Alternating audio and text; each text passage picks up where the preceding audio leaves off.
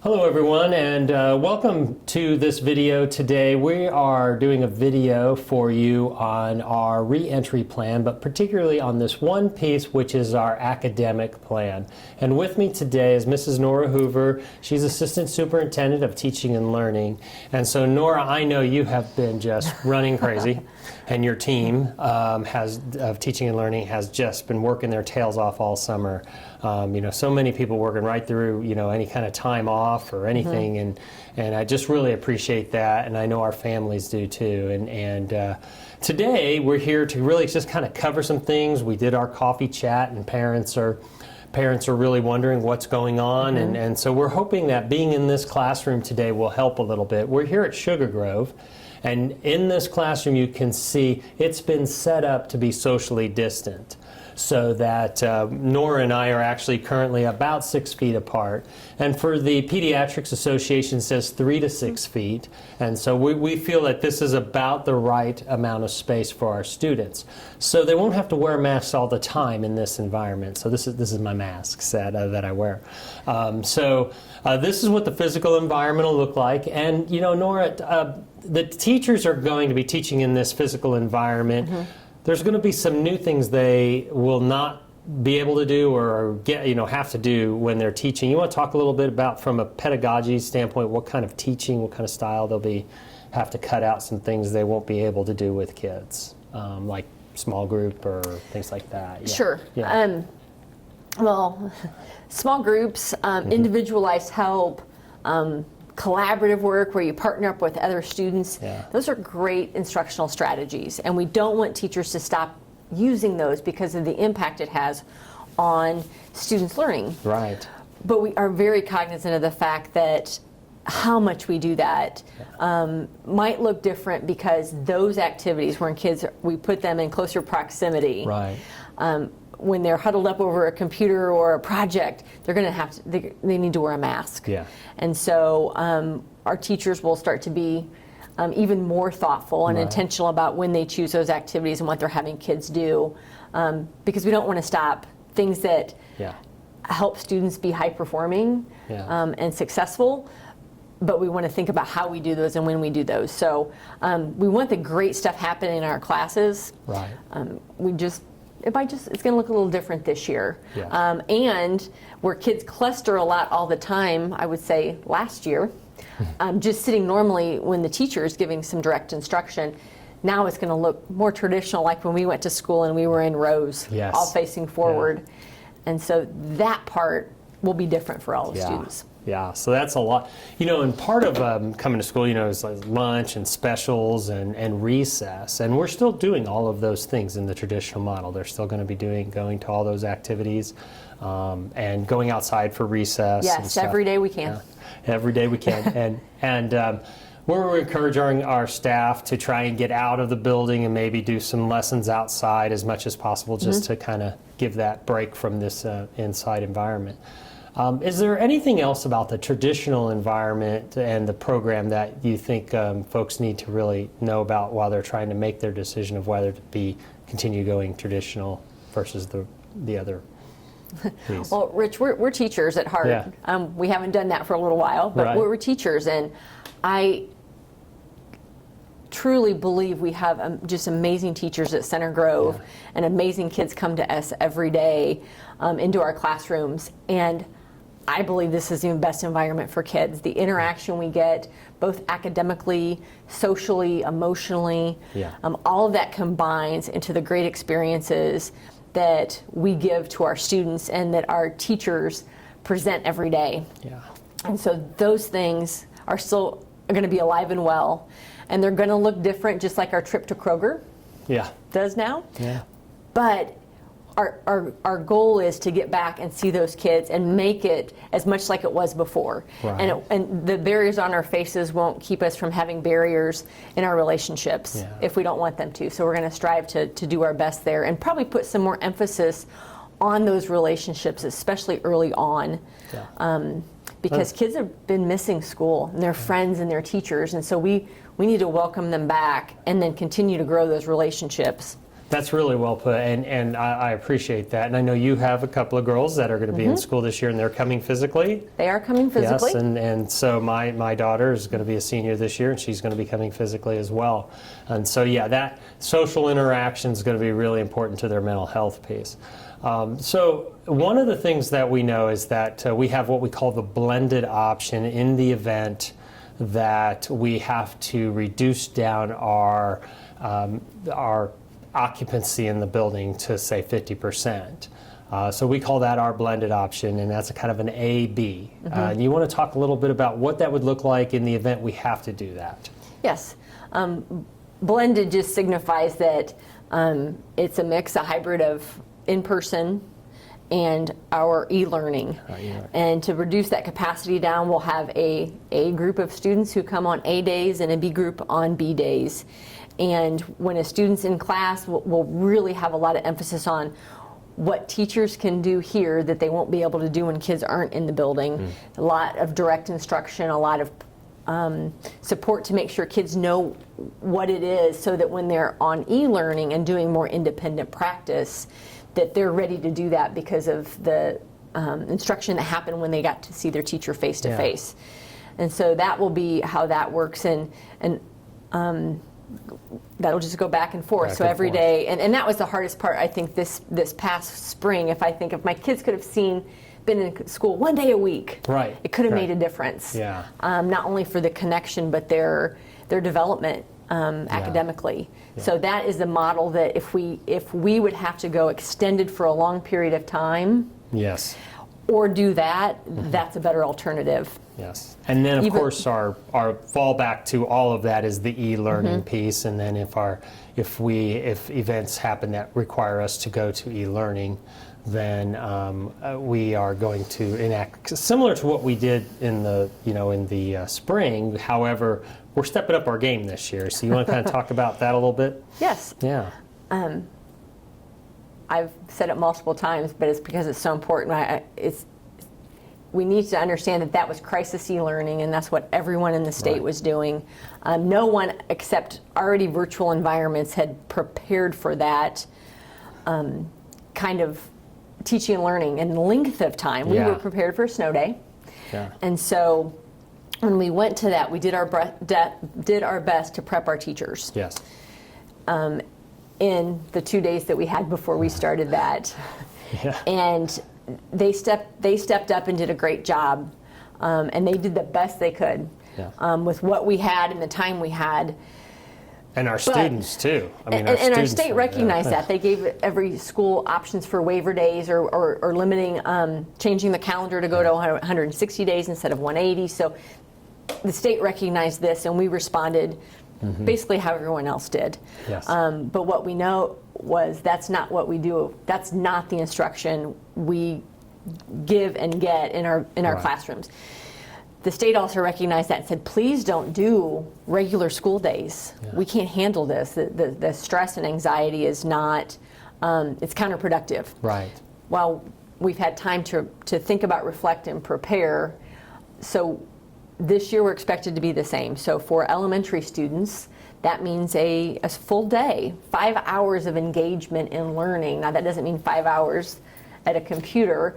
It does mean 5 hours of maybe some direct instruction and then some practice, not on a computer, or doing some things that we don't want it all tied digital if it doesn't have to be.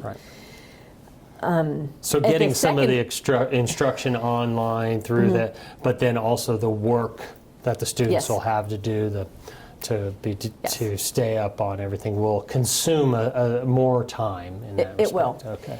And so 5 hours elementary is state Indiana code. And then 6 hours for grade 7 through 12.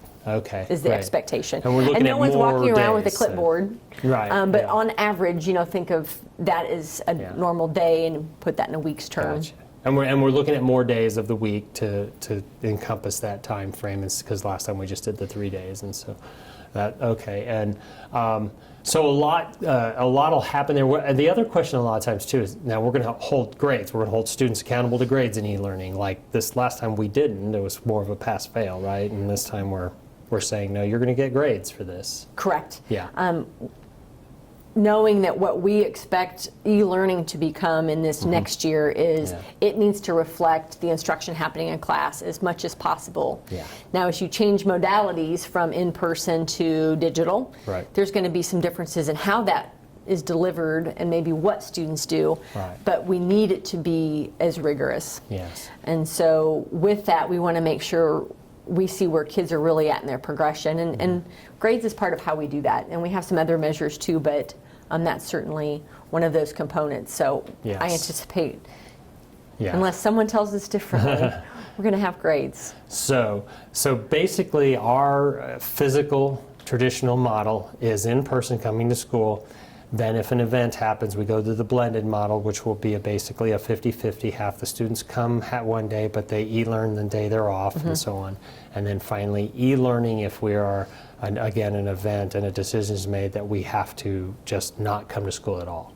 So then what I can do as a parent is I can pick then also the other option, which is virtual.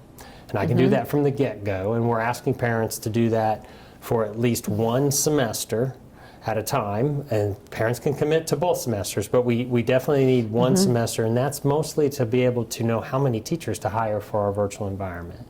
And so talk a little bit about what is the virtual environment, how is it different than, say, e-learning? Sure. Yeah. And just to clarify a point, when you talk about hiring teachers, it's not hiring new teachers. It's moving teachers from a traditional classroom like we're sitting in into a virtual classroom, and so we need to know how many of those students there are, so in order to make all of that happen, which is great, because then that means that the great teachers we already have here are the one who are going to staff those virtual classrooms. So how that might look different is that at the elementary level, whether actually in CG virtual or CG traditional, we're going to take some incredibly focused time when school starts, and for a length of time, understanding that we have academic recovery to do. Our students miss 2 months of school in a traditional rigorous sense, and we know there's catch up to do. We already know kids lose over the summer anyway, and this is more loss. So we want to get them into our environments. We want to see where they're at, and then from there start moving them into what did they miss and how do we get them up to the grade level where they're at now. So that academic recovery period is going to have a strong emphasis in the elementary schools on math and reading language arts instruction.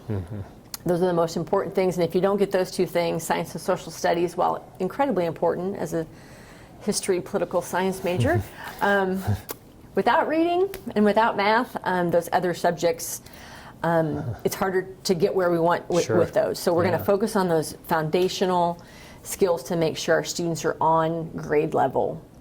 And then embed some of those science and social studies topics into the other curriculum.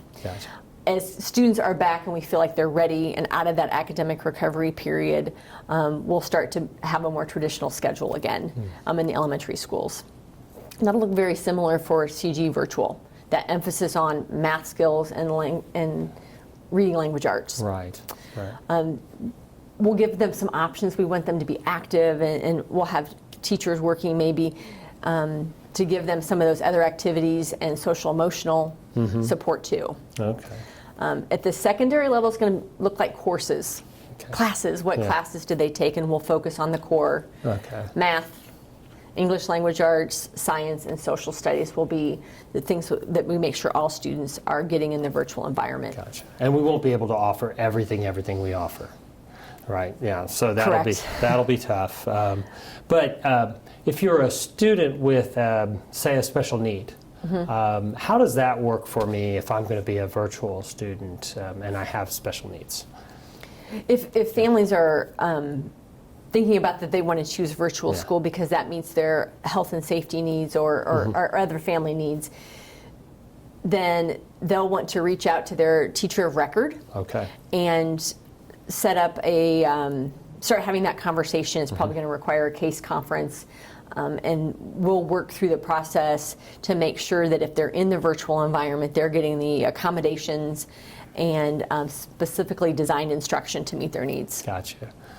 And so a student's going to sign up for a virtual, let's say, and they're going along and they're finding that it's just not their niche. They're really struggling with that. As a school district, we said you've got to hang in there for the semester. Are we going to have any kind of options or any process for kids while they're going through there for the parents to say, hey, they're not getting it at all. This is not an environment for them. What are we thinking about doing for folks in that situation? I would say when the students are struggling, just like we would in a regular school, reach out to the teacher as a parent, first step. We also need to get in contact with our guidance counselors and student services coordinators because there may be more going on, and we want to make sure there's not some other needs we're not meeting, or there's some barriers that's preventing the student from doing well.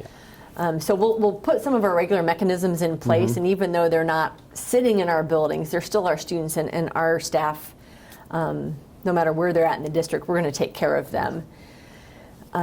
If there's some bigger needs and we move to, as we get closer, that family may choose, we need to go back to traditional school. This has been really rough for us, and we are going to welcome every student back in our building that wants to come. And we also know there may be some that ask to make a different choice for second semester than they made first semester. So, and we'll have to kind of, go through that on a case-by-case basis for sure.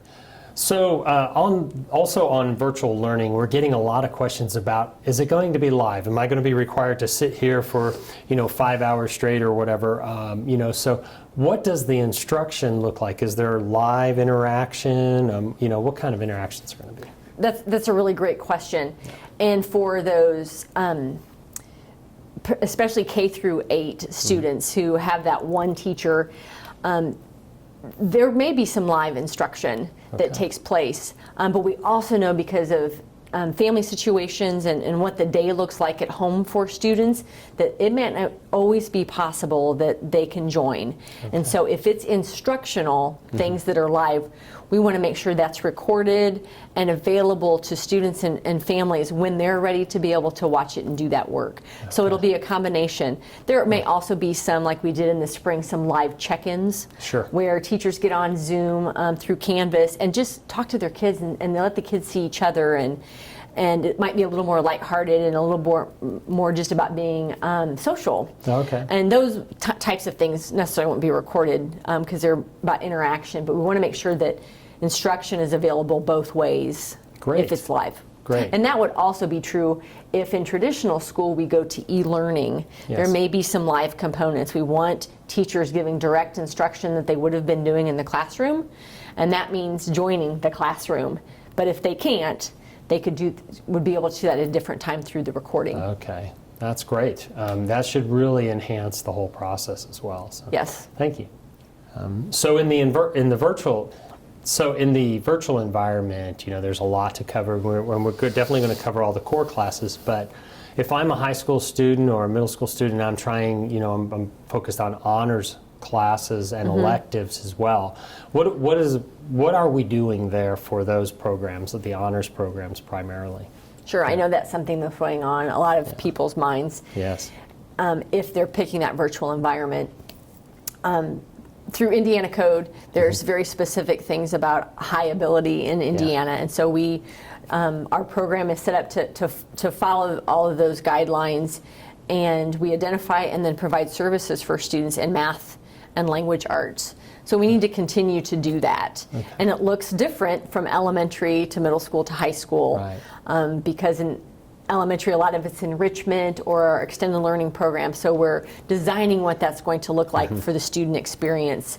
Whereas in middle school and high school, it becomes more course driven, and so the building of those courses and preparing that for students is very much on our mind, and it's a pretty big task, but we're working on that with the principals and with teachers on what that will look like. Yes. So along with honors, we also are thinking about elective courses in the virtual environment. So, you know, there's all kinds of things, music courses, there's PE and things that can be considered elective courses. You want to talk a little bit about what we might be able to do there in virtual? Sure. In the elementary setting where a virtual teacher will have a classroom of students in that environment, I think that there'll be some opportunities kids will have for things outside of the core. Gotcha. You know, whether that's some physical activity for their PE, part of PE, or some art things. So we'll work with our virtual teachers on what that might look like for students. Yeah. At the secondary level, it gets a little more complicated, as it always does. As the kids get more complicated, so does everything else to do with them. In those settings, they're being very course-driven, and knowing the load a lot of those teachers have, because a lot of them have very large class sizes in some of those settings that we probably won't be able to recreate all of those things virtually. So. We know we're going to offer the core to all of our students. Right. It might be that, especially at high school, that they can pick up some other courses. You know, they can't take this class now, they can take it, you know, the next year when they're back with us in person. So we'll maybe we can fill their schedule with something else. They can double up on science this year. So there'll be some other options to provide them a more full schedule. Okay, great, great. You know, this is an awful lot on everyone, but especially our teachers, and a lot of work. You know, a lot of changes in their paradigm of, you know, teaching. And, you know, some people have asked, so are we going to require teachers to be teachers of a first grade classroom and teachers of a virtual first grade classroom and things like that? So can you kind of talk about that? Are teachers going to do double duties and things like that? I'm pretty sure we're all going to do double duty this year. Just as parents were teachers last spring, and we may continue some of that. Yeah. So I think it's more about the structures of what we have. Right. At the elementary level, because they're self-contained rooms and those teachers teach all the subjects within that and have that license, we can have a classroom of kids with a teacher, which is great because then they can build that relationship. Okay. And it's different in a virtual environment, and they'll be able to concentrate on how that can look and feel and be different and still be a great experience. And then they will just be a virtual teacher and not have kids sitting in front of them. And so that would be the elementary model, which is why it's important that we have classrooms of students. That's why we need to know the numbers. So like this teacher for this classroom, she would only teach physically here. She will not be a virtual teacher. Correct. Okay. Yeah. For our middle school and high school, our teachers vary between 90 students as a sixth grade teacher with more of a block schedule to 180 sometimes at the high school. Wow. And even more if you're a music teacher where you have 100 sixth graders in your choir class. Right. But that will look a little bit different. And for those sections, when we talk about having enough students, it's a classroom of students so that can become a class that the teacher teaches. So I might have as a 7th grade social studies teacher, I might have 4 classes of kids in person and 1 virtual class. So I can focus on just that virtual class when that's my period that I have them. And then these other 4 I see live in the traditional school. Yeah. And so that would spread those kids out so that we cluster them and spread the other kids out that are in person. Yeah. And very similar at the high school. Of course, they use Global Campus, but when they have a class of Global Campus, they actually have, it's called a Global Campus Prep, but really what that means is they're doing all the work for that course, getting assignments ready, grading, communicating with students, and the prep is really no one's sitting in front of them, but they're taking care of the kids that are all around virtually. Great. Okay. Well, fantastic. Is there anything else you think we left off about any of the model, you know, the virtual model and or the physical in-person model? The one thing, and it's on my mind all the time, I know how hard that the spring was for everyone, and everyone did their best. We also know what we want our best to look like in August is different. Yeah. My constant stress is knowing how much stress that's going to be for everyone. Right. Because we want the very best for our kids, our own kids, and everybody else's kids in our community. So, we're working really hard to make sure that in-person, the traditional model, no matter what mode we're in person, home e-learning, or blended, Yes. it's the very best it can be. And just like our CG virtual, we want it to be the very best it can be. But it takes a lot of time, and I also keep saying what we're doing in August in those platforms and what we're able to do in December or April is going to change, because we're still growing and learning and providing professional development, and the time it takes to do all of these things that we've never done before at the quality that we expect for ourselves and for our students and families. So it takes time, and I wish I could flip a switch and we were how I want us to be when we're done figuring all this out. But again, I just implore, we all just have to have grace and patience for with each other, and do the best for kids. If we're all aimed with good intentions at the right stuff, we'll get there. It just takes some time, but we are so fortunate. We have amazing families, students, teachers, administrators. I always say it'll be great. We're not quite there yet, but we're going to get there, and that's what I'm really excited about. I'm excited to see the end product. It's really hard. The getting there is pretty difficult. Yeah, absolutely. Well, again, Nora, thank you so much. Thank you, your team, all the hard work you guys are doing. And, we're receiving hundreds of emails a day. And obviously, we can try to answer all of those, or we can try to get the work done. So we're doing a little bit of both. And so the answers are coming out through our FAQs. You can go to our website /return2020FAQ. See all the answers to the questions. That's updated constantly. So if your answer isn't there today, check back tomorrow, check within a couple of hours, and we're answering the questions as quickly as we can. Some of the questions are very specific about people individually and your personal situations. A lot of those can be answered by your local administrator, your building level administrator, but if you want to reach out to them, and they can help you with that personal question. But the overall bigger questions, you definitely can go to Return 2020 FAQ on the Center Grove webpage, and you'll see answers to all of those questions.